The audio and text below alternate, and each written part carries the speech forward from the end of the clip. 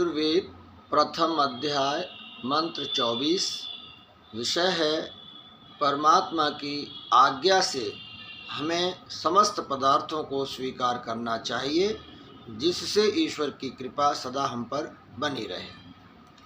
ओम देवस्य त्वा सवितुः प्रसवेश्विनोर्बाहुभ्यां पूष्णो हस्ताभ्याम् आददेध्वरकृतं देवीभ्य इंद्रस्य बाहुरसि दक्षिणः सहस्रभृष्टिशततेजा वायुरसि तिग्मतेजा द्विशतो वधः।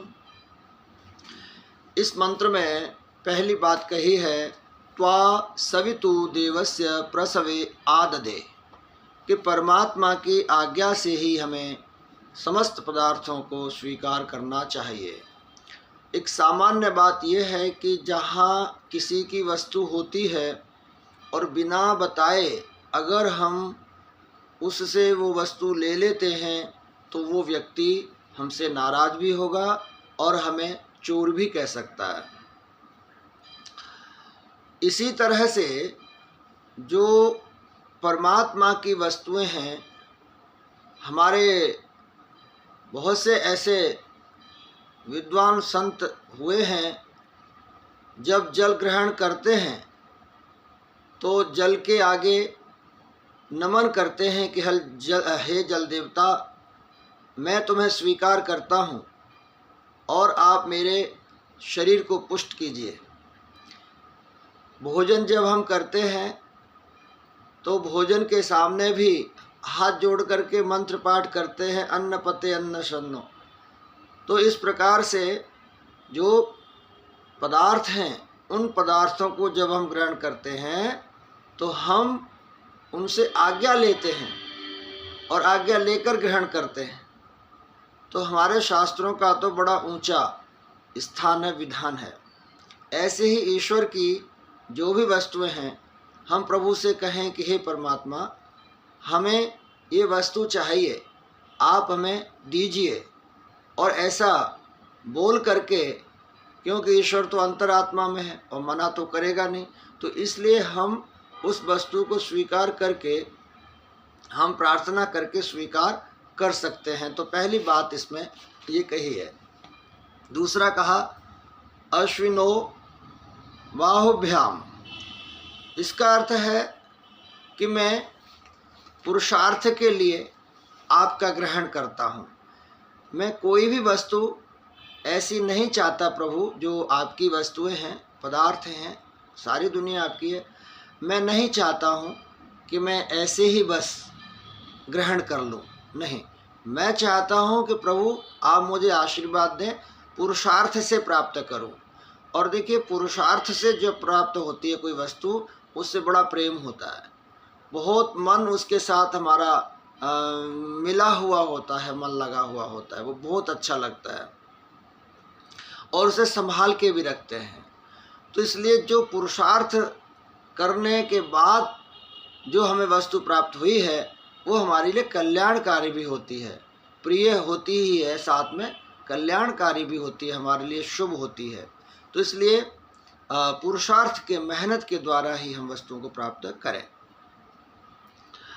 आगे कहा देवेभ्य अध्वर कृतम, कि देवताओं को अर्पित की गई वस्तु के यज्ञ शेष को ही हम ग्रहण करें।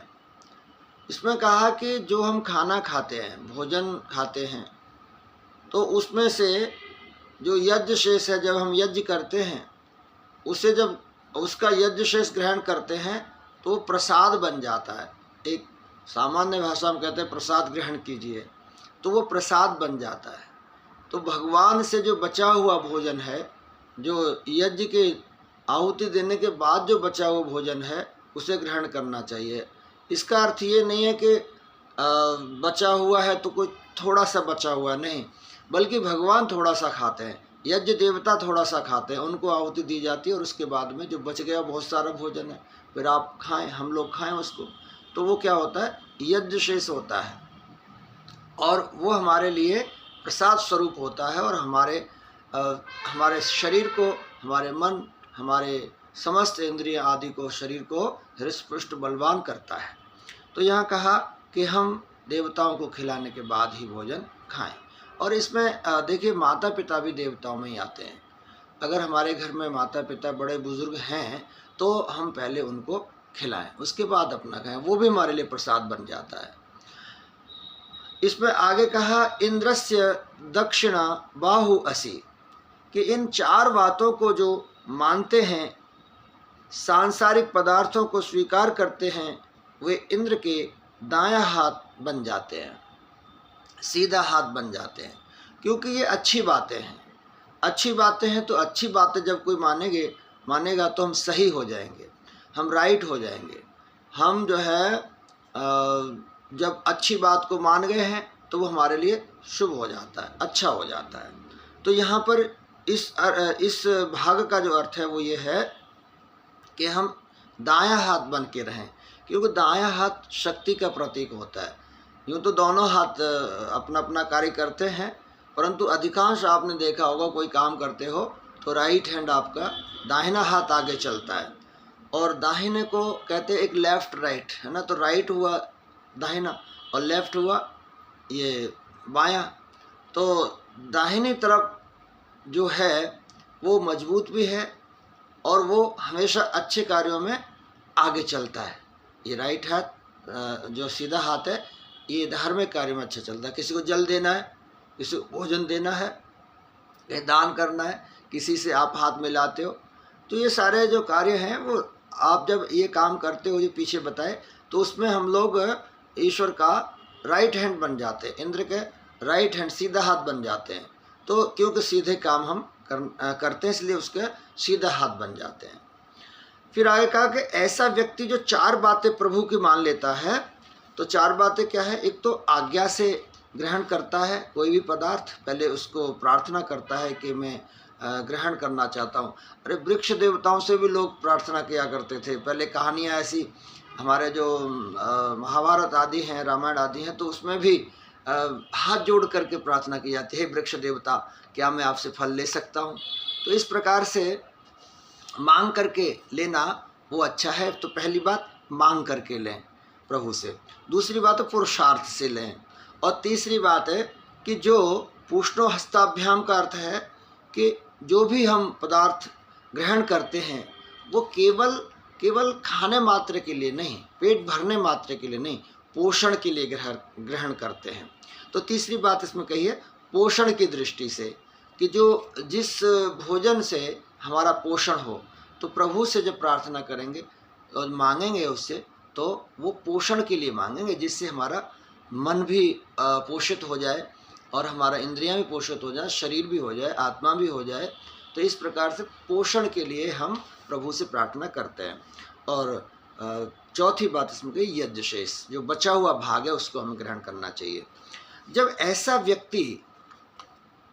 व्यक्ति जो होता है, तो फिर ऐसे व्यक्ति के साथ सहस्र वृष्टि विघ्नों को नष्ट करने की सामर्थ्य पैदा होती है। ऐसा जो 4 गुण वाला व्यक्ति है, उसमें जो विघ्न आते हैं जीवन में, उनको नष्ट करने की उसके अंदर सामर्थ्य आ जाती है। वो लड़ सकता है, बाधाओं को दूर कर सकता है, बाधाओं को छिन्न भिन्न कर सकता है, और बाधाओं को हटा करके वो आगे बढ़ सकता है। जैसे प्रभु राम आगे बढ़े। महर्षि दयानंद के जीवन में कितनी बाधाएं आई थी, सोचिए कितनी बाधाएं आई थी। वो जिस पथ पर चल रहे थे तो लोग उनको उस पथ पर रोकने के लिए ईंटें पत्थर तक मार दिया करते थे, फिर भी ऋषि रुके नहीं, फिर भी चलते रहे। तो कहा कि जो विघ्न आते हैं अच्छे श्रेष्ठ व्यक्तियों के जीवन में, तो उनको भी वो दूर कर देते हैं। शत तेजा, कहा कि ऐसे व्यक्ति जो होते हैं, अगर ऐसे व्यक्तियों को कोई बीच में बाधा न डाल के उनके जीवन को समाप्त न करे ईर्ष्या द्वेष के कारण, तो ऐसे व्यक्ति अपनी पूर्ण आयु को प्राप्त कर लेते हैं। वो ऐसे व्यक्ति स्वस्थ रहते हुए 100 वर्ष की आयु को प्राप्त करते हैं। वो प्रभु की कृपा से 100 वर्ष को प्राप्त करते हैं, क्योंकि वो पुरुषार्थी हैं, वो निरंतर पुरुषार्थ करते रहते हैं।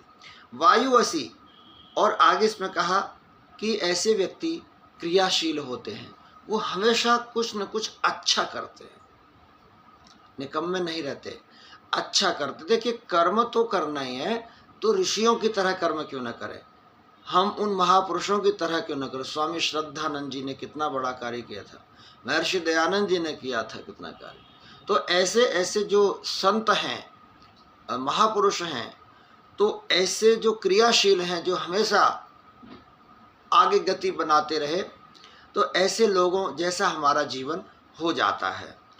तिग्म तेजः, यह तेज धारण करने वाले होते हैं। कहते हैं ना कि जो ब्रह्मचारी होता है, जो सत्पुरुष होता है, जो पुरुषार्थी होता है, तो उसका जो चेहरा है, फेस है उसका, वो चमकता है, क्योंकि उसके अंदर डर भय नहीं होता है। वो हर काम प्रभु की आज्ञा से करता है, इसलिए वो हमेशा निडरता के साथ चलता है, उसका तेज झलकता है। महापुरुषों के चेहरों को आप देखिए, उनके चेहरे पर तेज झलकता है। जैसे ऋषि दयानंद जी के चेहरे पर तेज झलकता था, जब वो चलते थे, जहाँ भी बैठ जाते थे तो लगता था कि हाँ कोई संत पुरुष बैठा हुआ है, महापुरुष बैठा हुआ है। जब वो बोलते थे तो सब लोग उनकी वाणी सुनने के लिए एकाग्रचित होकर के उनकी बातों को सुनते थे कि किस तरह से ये सन्यासी बोलता है, कितना अद्भुत भाषण देता है। द्विषतो वधा, और शत्रु का वध करने वाले होते हैं। देखिए वध से अर्थ आप ये ना निकालें कि एक ही अर्थ नहीं होता है कि उसको मार देना, बल्कि वध का अर्थ होता है कि उसके अहंकार को भी मार देना, उसके जो बुराई है उसको भी मार देना।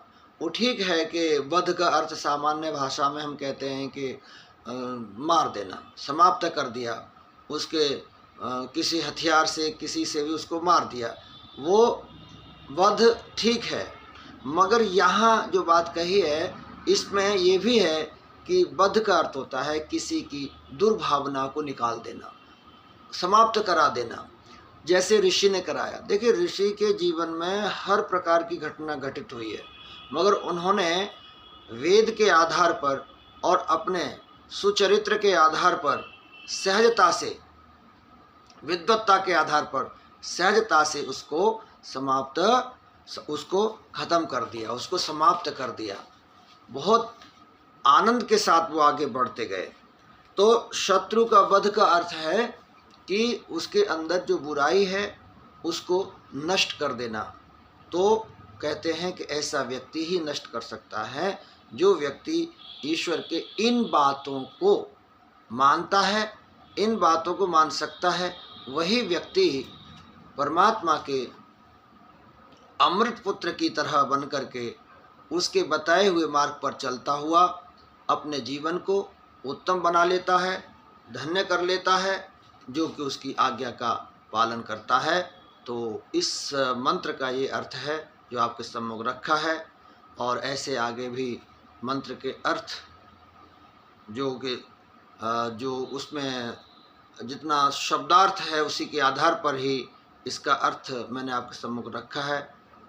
मैं चाहता हूँ कि ऐसे ही आप सुने, मैं अपना पुरुषार्थ करता रहूँ, स्वाध्याय करता रहूँ, और मेरे द्वारा आप, क्योंकि वेद सबके पास हो सकता नहीं हो, वैसे होने चाहिए, सबके पास होने चाहिए, नहीं है तो भी आप 10-15 मिनट का समय निकालिए और ये सुन लीजिए, तो आप समझें कि धीरे धीरे आपका भी स्वाध्याय पूरा वेद हो जाएगा, पारायण हो जाएगा आपका मेरे साथ। मेरा भी पारायण हो रहा है, आपका भी पारायण हो जाएगा। बस आपसे निवेदन है कि ये जो वीडियो है इसको लाइक और कमेंट अवश्य किया करें, जिससे हमारा उत्साह वर्धन हो। धन्यवाद।